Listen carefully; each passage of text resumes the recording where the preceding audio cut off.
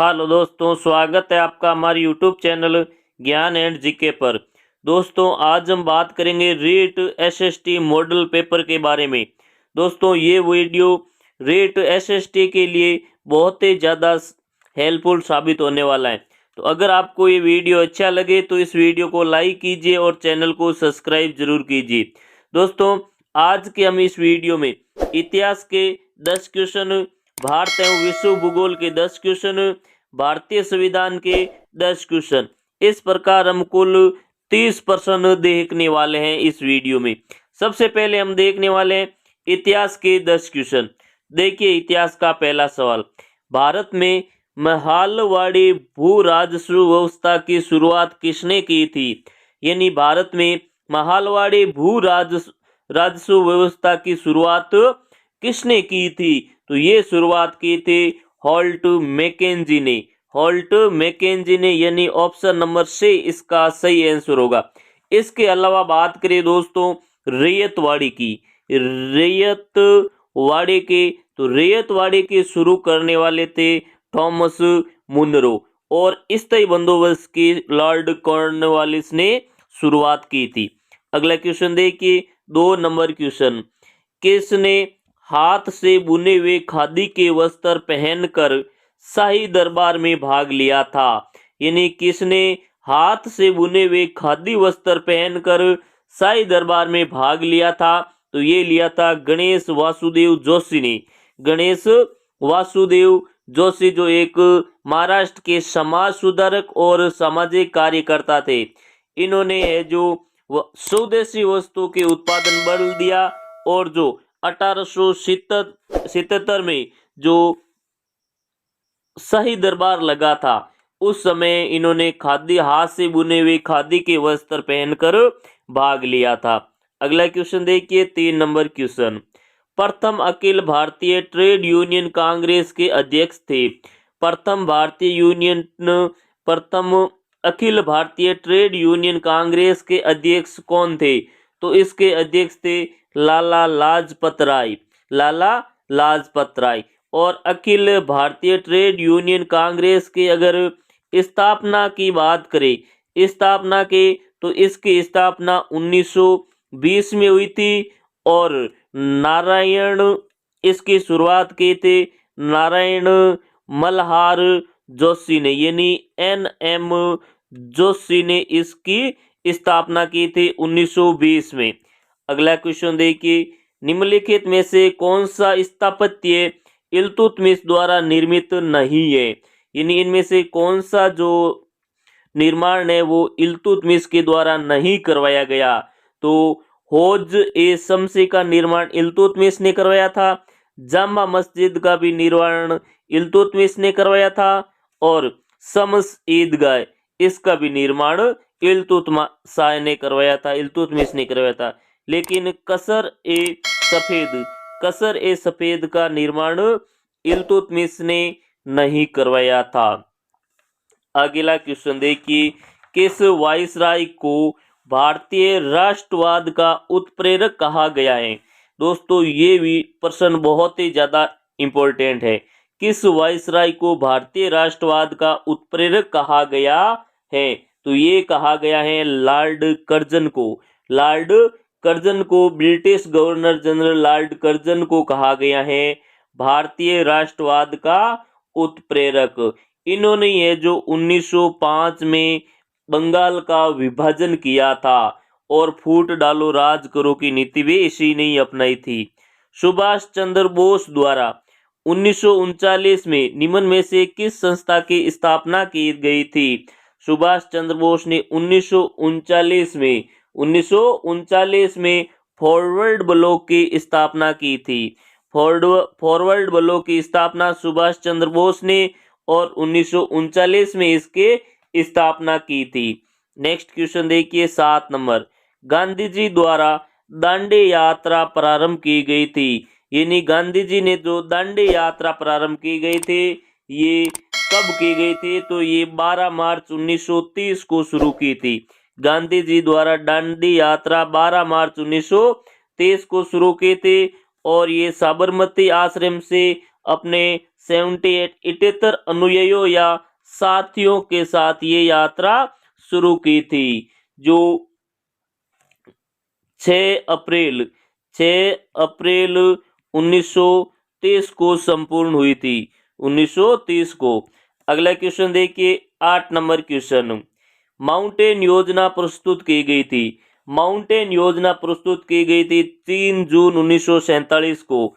3 जून 1947 को माउंटेन योजना प्रस्तुत की गई थी। नेक्स्ट क्वेश्चन देखिए, 9 नंबर क्वेश्चन। निम्नलिखित में से कौन भारतीय राष्ट्रीय कांग्रेस के अंदर संविधानवादी समझे जाते थे? कौन है जो भारतीय राष्ट्रीय कांग्रेस के अंदर संविधानवादी समझे जाते थे? तो वो थे सत्यमूर्ति एवं के एम मुंशी। सत्यमूर्ति और के एम मुंशी ये संविधानवादी, इन्हें है जो संविधानवादी समझे जाते थे। अगला क्वेश्चन देखिए, 10 नंबर क्वेश्चन। बंगाल का विभाजन हुआ था। बंगाल का विभाजन कब हुआ था? तो ये 1905 में हुआ था। बंगाल का विभाजन 1905 में। अगर तारीख की बात करें दोस्तों, तो 20 जुलाई 1905 को बंगाल का विभाजन हुआ था। और बंगाल का विभाजन के दिन इसे शोक दिवस के रूप में मनाया गया।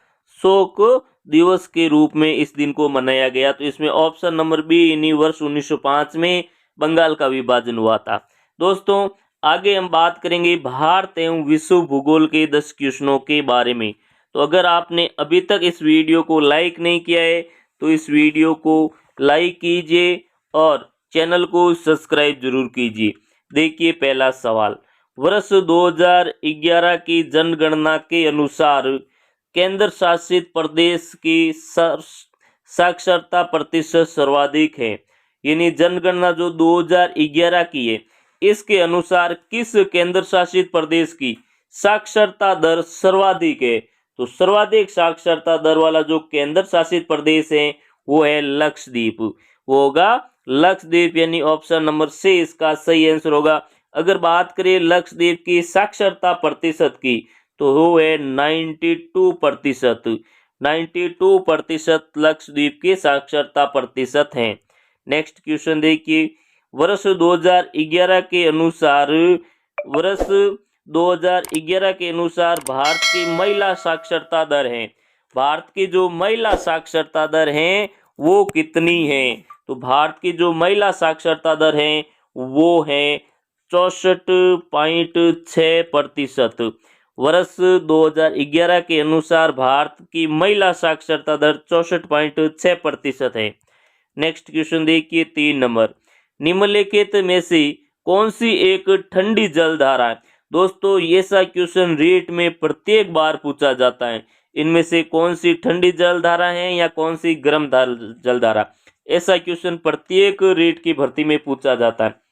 तो इसमें बात करें तो क्यूरोशियो, गल्फ स्ट्रीम और रेनेल, ये सभी जलधाराएं है जो गर्म जलधाराएं हैं।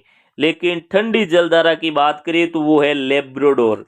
लेब्राडोर एक ठंडी जलधारा है जो उत्तरी सागर से आने के कारण ये ठंडी हो जाती हैं। नेक्स्ट क्वेश्चन देखिए, 4 नंबर क्वेश्चन। क्षेत्रफल की दृष्टि से सबसे बड़ा महाद्वीप कौन सा है? सबसे बड़ा महाद्वीप है अफ्रीका महाद्वीप। क्षेत्रफल के आधार पर अफ्रीका महाद्वीप सबसे बड़ा है। अगला क्वेश्चन देखिए, 5 नंबर क्वेश्चन। निम्नलिखित महाद्वीपों में से कौन सा महाद्वीप पृथ्वी के उत्तरी, दक्षिणी और पूर्वी पश्चिमी गोलार्ध में स्थित है? कौन सा महाद्वीप पृथ्वी के उत्तरी, दक्षिणी और पूर्वी पश्चिमी गोलार्ध में स्थित है? तो वो है अफ्रीका महाद्वीप। अफ्रीका महाद्वीप 0 डिग्री अक्षांश और 0 डिग्री देशांतर रेखा गुजरती है। अफ्रीका महाद्वीप से 0 डिग्री अक्षांश और 0 डिग्री देशांतर गुजरती है। इस महाद्वीप से कर्क रेखा, मकर रेखा और विषुवत रेखा भी गुजरती हैं। विषुवत रेखा कौन से महाद्वीप से नहीं गुजरती है? तो विषुवत रेखा एशिया महाद्वीप से गुजरती है, अफ्रीका महाद्वीप से गुजरती हैं और दक्षिणी अमेरिका महाद्वीप से गुजरती हैं, लेकिन उत्तरी अमेरिका महाद्वीप से नहीं गुजरती। यानी ऑप्शन नंबर सी इसका सही आंसर हो जाएगा। निम्नलिखित में से कौन सा महाद्वीप पूर्णतः हिमाच्छेद है, यानी कौन सा महाद्वीप है जो पूर्णतः हिमाच्छेद है, यानी जो इसमें सही आंसर होगा वो होगा अंटार्कटिका महासागर। अंटार्कटिका महासागर को है जो श्वेत महाद्वीप भी कहा जाता है, श्वेत महाद्वीप भी इसे कहा जाता है, और ये पूर्णतः बर्फ से ढका हुआ महाद्वीप है। इन्हीं निम्नलिखित में से कौन सा महाद्वीप पूर्णतः हिमाच्छादित है, तो हो जाएगा अंटार्कटिक महासागर। नेक्स्ट क्वेश्चन देखिए, भारत का हिमाद्री अनुसंधान केंद्र कौन से महासागर में है? भारत का जो हिमाद्री अनुसंधान केंद्र है ये आर्कटिक महासागर में स्थित है। भारत का हिमाद्री अनुसंधान कौन से महासागर में स्थित है? तो ये आर्कटिक महासागर में स्थित है। नेक्स्ट क्वेश्चन देखिए 9 नंबर, अंटार्कटिक महासागर पर भारत के अनुसंधान केंद्र कौन से है? अंटार्कटिक महाद्वीप पर जो भारत के केंद्र स्थापित हैं वो है दक्षिणी गंगोत्री, मैत्री और भारती। जो दक्षिणी गंगोत्री है इसकी स्थापना 1983 में की थी, लेकिन ये वर्तमान में अब नष्ट हो चुका है। और मैत्री जो अनुसंधान केंद्र है भारत का, इसकी स्थापना 1989 में की गई है, और भारती की स्थापना 2012 में की गई है। तो यानी उपरोक्त सभी जो अनुसंधान केंद्र है गंगोत्री, मैत्री और भारती, ये अंटार्कटिक महाद्वीप पर स्थित हैं। नेक्स्ट क्वेश्चन देखिए 10 नंबर क्वेश्चन, कौन सा महाद्वीप पूर्ण रूप से दक्षिणी गोलार्ध में स्थित है? कौन सा महाद्वीप पूर्ण रूप से दक्षिणी गोलार्ध में स्थित है? तो दक्षिणी गोलार्ध में जो स्थित है वो है ऑस्ट्रेलिया महाद्वीप। ऑस्ट्रेलिया महाद्वीप पूर्ण रूप से दक्षिणी गोलार्ध में स्थित है। नेक्स्ट हम बात करने वाले हैं दोस्तों भारतीय संविधान के 10 क्वेश्चनों के बारे में। तो अगर आपने अभी तक इस वीडियो को लाइक नहीं किया है तो इस वीडियो को लाइक करें और चैनल को सब्सक्राइब जरूर कीजिए। देखिए भारतीय संविधान का पहला सवाल, निम्नलिखित में से नई विभागीय समिति प्रणाली कब से लागू हुई? नई विभागीय समिति प्रणाली कब से लागू हुई है? तो ये लागू हुई है 1993 से। वर्ष 1993 से नई विभागीय समिति लागू की गई है। नेक्स्ट क्वेश्चन देखिए, संविधान की विषय सूचियों में दिए गए विषयों के अतिरिक्त विषयों पर कौन कानून बना सकता है? यानी संविधान के विषयों में दिए गए कानून, यानी जो विषय दिए गए हैं इसके अलावा जो संघ सूची, समवर्ती सूची या अवशिष्ट विषयों, इसके अलावा जो विषय दिए गए उन पर कौन कानून बना सकता है? तो संसद कानून बना सकती है। यानी 2 विषय हैं, पहला है संघ विषय जिस पर कानून केंद्र बनाती है, और दूसरा है समवर्ती सूची, इस पर है राज्य कानून बनाती हैं और संघ सूची पर केंद्र कानून बनाती हैं। तो इसमें अतिरिक्त विषयों पर यानी जो अवशिष्ट विषय होते हैं उन पर कानून केंद्र बनाता है या फिर संसद बनाती है। नेक्स्ट क्वेश्चन देखिए 3 नंबर, संसद में शून्यकाल का समय है। संसद में शून्यकाल का समय होता है दोपहर 12 बजे से लेकर 1 बजे तक। शून्यकाल का समय संसद में कब होता है? तो ये दोपहर 12 बजे से लेकर 1 बजे तक होता है। अगर बात करें दोस्तों नेक्स्ट क्वेश्चन देखिए 4 नंबर, भारतीय संसद में शामिल है। भारतीय संसद में शामिल है तो भारतीय संसद में राज्यसभा भी शामिल है, लोकसभा भी शामिल है और राष्ट्रपति भी शामिल है। भारतीय संसद में कौन शामिल है? तो लोकसभा, राज्यसभा और राष्ट्रपति, यानी ऑप्शन नंबर डी इसका सही आंसर हो जाएगा। नेक्स्ट क्वेश्चन देखिए 5 नंबर क्वेश्चन, संसद के सदस्यों की निर्भरताएं यानी योग्यताएं, निर्भरताओं का मतलब है योग्यता, से संबंधित प्रश्न का विनिश्चय करते समय राष्ट्रपति निम्नलिखित में से किसकी राय प्राप्त करेगा? यानी संसद के सदस्यों की योग्यता संबंधी प्रश्न का विनिश्चय करते समय राष्ट्रपति निम्नलिखित में से किसकी राय प्राप्त करेगा? तो ये भारत निर्वाचन आयोग की राय प्राप्त करेगा, यानी ऑप्शन नंबर बी इसका सही आंसर होगा। नेक्स्ट क्वेश्चन देखिए 6 नंबर क्वेश्चन, निम्नलिखित में से संविधान के कौन से भाग में संसद के गठन, संरचना, अवधि इत्यादि का वर्णन किया गया। यानी कौन से भाग में संसद का गठन, संरचना और अवधि का है जो वर्णन किया गया है, तो ये भाग है भाग 5। यानी जो अनुच्छेद का भाग 5 है, इसके तहत संसद के गठन, संरचना, अवधि, अधिकारी, प्रक्रिया, ये सभी के बारे में वर्णन किया गया है। भारतीय संसद की लोक लेखा समिति के अध्यक्ष की नियुक्ति कौन करता है? भारतीय संसद की जो लोक लेखा समिति है, इसके अध्यक्ष की नियुक्ति करता है लोकसभा का अध्यक्ष। लोक लेखा समिति के अध्यक्ष की नियुक्ति लोकसभा का अध्यक्ष करता है। नेक्स्ट क्वेश्चन देखिए, 8 नंबर क्वेश्चन। निम्नलिखित में से किसको अपने कर्तव्य के पालन में भारत के राज्य क्षेत्र में सभी न्यायालयों में सुनवाई का अधिकार होगा? यानी किसको अपने कर्तव्यों के पालन में भारत के राज्य क्षेत्र के सभी न्यायालयों में सुनवाई का अधिकार होगा? तो वो होगा महान्यायवादी को। यानी महान्यायवादी को ऐसा अधिकार होगा कि वे अपने कर्तव्यों के पालन में भारत के किसी भी न्यायालय में सुनवाई का अधिकार होगा। नेक्स्ट क्वेश्चन देखिए, 9 नंबर क्वेश्चन।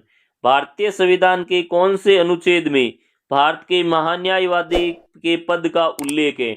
भारत के जो महान्यायवादी पद का उल्लेख है वो है 76, अनुच्छेद 76 में भारत में महान्यायवादी पद का उल्लेख किया गया है। नेक्स्ट क्वेश्चन देखिए, 10 नंबर क्वेश्चन। निम्नलिखित में से कौन सा कथन सही है? यानी सही कथन का चयन करना है। तो देखिए इनमें से कौन सा सही है।